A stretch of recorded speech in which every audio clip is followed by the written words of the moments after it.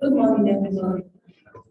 So we are going to continue from where we stopped the last time. So I'll just go over what we did the last time. So basically, what we did, we actually introduced embedded systems. So we said embedded systems are microcontroller-based systems that are suitable for specific applications. So if you want to do a particular thing or you want to implement a specific project, then you use an embedded system. Then we talked about the difference between an embedded system and a general purpose system. So a general purpose system is based on the microprocessor. So that's what your computer uses, and it runs an operating system because it performs lots of tasks at the same time. So like now, I'm actually on PowerPoint. I have a PowerPoint presentation. I have a notepad application on. I'm currently connected to the internet, so I'm using Chrome. Then I have this Arduino IDE, which I'll be talking about later. And also, there's also a Zoom recording at the background going on. So this is like a general purpose system. So it's doing lots of things at the same time.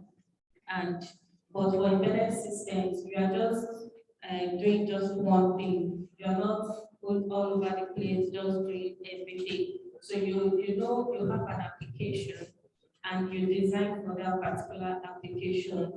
So we talked about how you are going to recognize if a system is embedded or not. So we said that in order for you to actually begin to think that a system is an embedded system, we said that it should have inputs. So there should be inputs into the system. So inputs can be a switch, a sensor, a reading from a sensor, like a reading from a microphone, something like that. There should be an input, like in the case of like a fire alarm system. The input is going to be the sensor, the fire alarm sensor. So there should be inputs. Then we also said there should be outputs. So the output interface is actually what goes out to the outside world. So the outputs are like LCD screens, LED screens, display, 7-segment display, speakers. So those are outputs. Then we said there should be form of communication because for most embedded systems, you need a form of communication out of the system. For instance, maybe a Wi-Fi communication interface or Bluetooth communication, trying to get what you have out of that embedded system, trying to get it across, just not within the vicinity of what is going on there.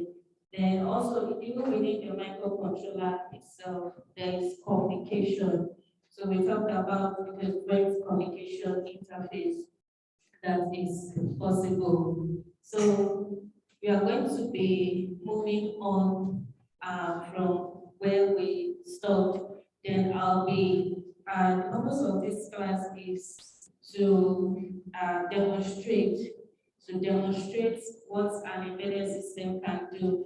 So we'll do some programming, then the already existing embedded systems we have, then we try to like show you, I'll try to show you how it works, then a little bit of programming involved in such systems.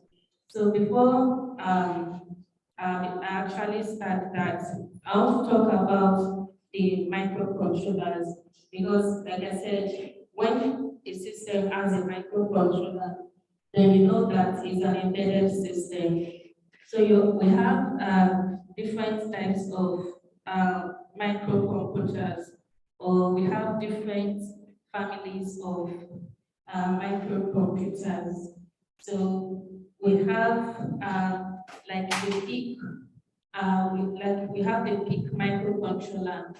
So the PIC microcontroller is just because different companies, they actually like they produce their own microcontrollers for a specific application.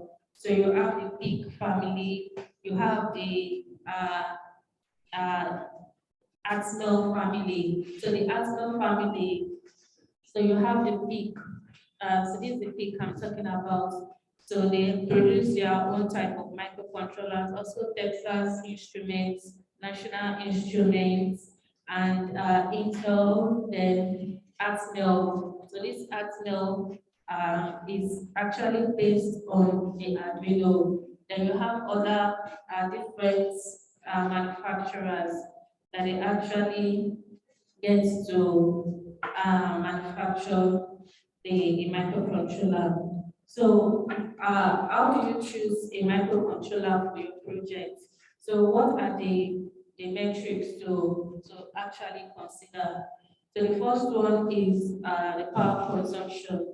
So because embedded systems applications, they are really micro light. They are very light and they are not expected to consume lots of power. So based on the power consumption or the power rating of a microcontroller, then you can actually choose one. So we have some microcontrollers that their operating voltage is 5 volts.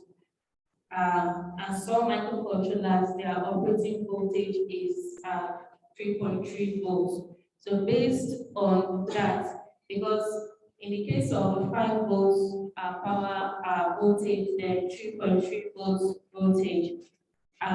For instance, the sensors, because I said that microcontrollers, they should have, so if this is the microcontroller, so the microcontroller is like the brain of the system, and it's doing lots of things. So you have inputs and you have outputs. So for instance, probably the microcontroller is a 3.3 volts, that's the operating voltage, and maybe the input from the sensor, maybe a gas sensor, maybe it's 5 volts. So there's going to be some discrepancies. So you need some kind of level converter to actually convert the voltage from maybe a sensor such that it can work with the microcontroller. So that's why power consumption is very important. Then we'll talk about the clock frequency. The clock frequency is actually the frequency at which the microcontroller operates. For instance, you are going to be running some programs and you have lines of code, lines of code, lines of code. For instance, if the frequency you have is maybe 4 megahertz, maybe that's the frequency of the microcontroller.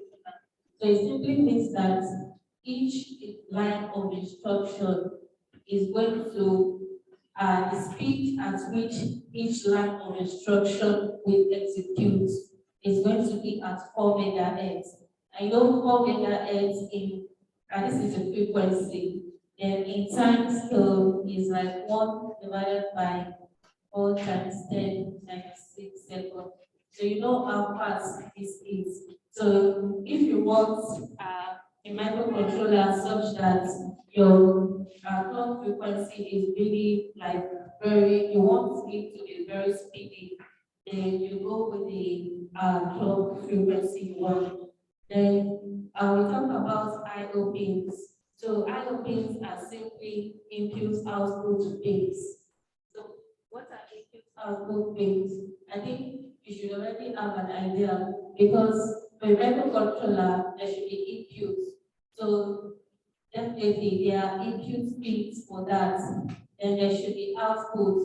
So there are output pins for that. So the input pin, the inputs to the microcontroller will be connected to the inputs. Then while the outputs will be connected into the output pins. So we also have another thing to consider is the memory. So the memory is like the program memory, the RAM, the ROM, the flash memory. So if the memory, the size of the memory, so we measure memory in terms of bytes, so kilobytes, megabytes. So if the memory is like going up within the microcontroller, in the last class we talked about I2C communication, SPI communication, then you have ADC, because what is coming from most sensors is not actually, because sensors are analog devices, and the microcontroller is a digital device. So you need an ADC, you need the microcontroller DAC. DAC is digital to analog converter. So all this within the microcontroller, they are the internal function of the internal functions of the microcontroller. So those are the factors that should be considered in the design of a microcontroller. So before we actually go ahead, let me show you some microcontrollers that are available. So so I have the Arduino Uno here. So the Arduino Uno is a popular type of microcontroller that we use for embedded systems.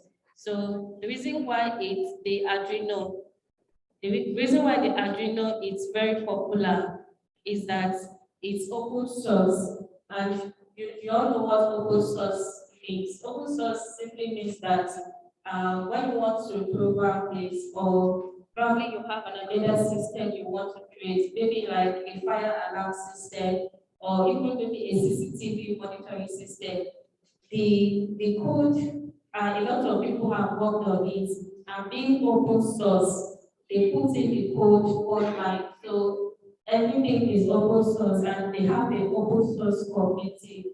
So actually, when you actually want to program this, it's like you just go online, get the code, then you edit it to meet your specific application. So this is like an open source microcontroller. So that's why most times we actually use the Arduino. So at the heart of the Arduino, the microcontroller that this system is not actually the microcontroller. The microcontroller is actually this one where my first finger is on. So it's an ATmega 32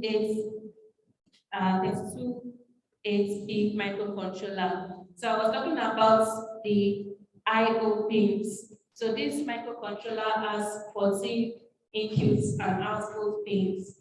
Then it also has analog pins. So because, like I said, information from the sensor is analog. So it has 6 analog pins.